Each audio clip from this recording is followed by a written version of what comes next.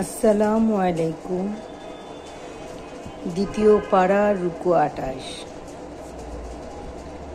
লোকে তোমাকে রজস্রাব সম্বন্ধে জিজ্ঞাসা করে, তুমি বলো তা অশুচি।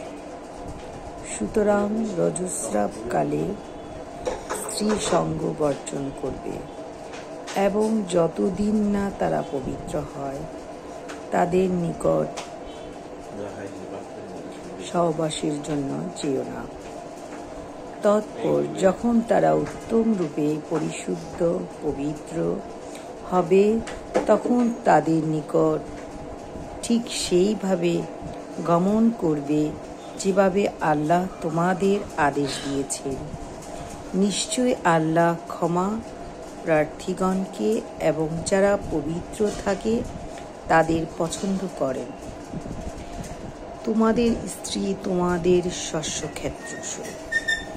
অতএব তোমরা তোমাদের শস্যক্ষেত্রে যেভাবে ইচ্ছা গমন করতে পারো এবং তোমরা তোমাদের মুক্তির জন্য কিছু করো এবং আল্লাহকে ভয় করো।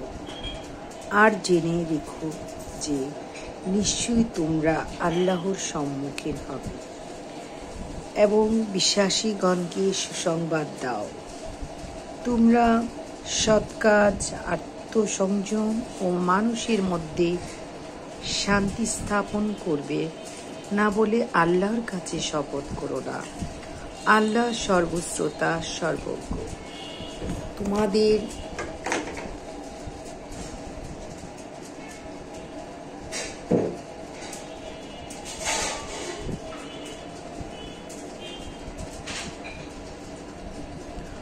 অর্থহীন শপথের জন্য আল্লাহ তোমাদের দায়ী করবেন না, কিন্তু তিনি তোমাদের অন্তরের সংকল্পের জন্য দায়ী করবেন।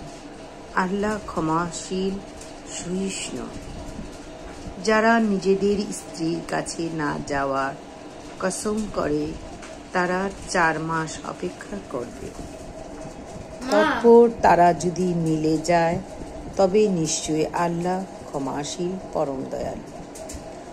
আর যদি তারা তালাকই দিতে, বিবাহ বিচ্ছেদ করতে সংকল্প করে তবে আল্লাহ সর্বশ্রোতা, সর্বজ্ঞ।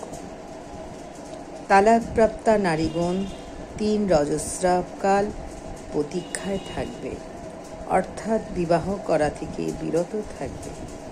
তারা আল্লাহ এবং পরকালে বিশ্বাসী হলে তাদের গর্ভাশয়ে আল্লাহ যা সৃষ্টি করেছেন তা গোপন রাখা তাদের পক্ষে বৈধ নয় এবং এই সময়ের মধ্যে তাদের স্বামীদের তাদের পুনরায় স্ত্রী হিসেবে গ্রহণ করার অধিকার আছে। যদি তারা আপোষে মিলেমিশে থাকতে চায়, নারীদের তেমনই ন্যায়সঙ্গত অধিকার আছে যেমন আছে তাদের উপর পুরুষদের, কিন্তু নারীদের উপর পুরুষদের কিছুটা মর্যাদা আছে এবং আল্লাহ মহাপরাক্রমশালী, প্রজ্ঞাময়। আমিন।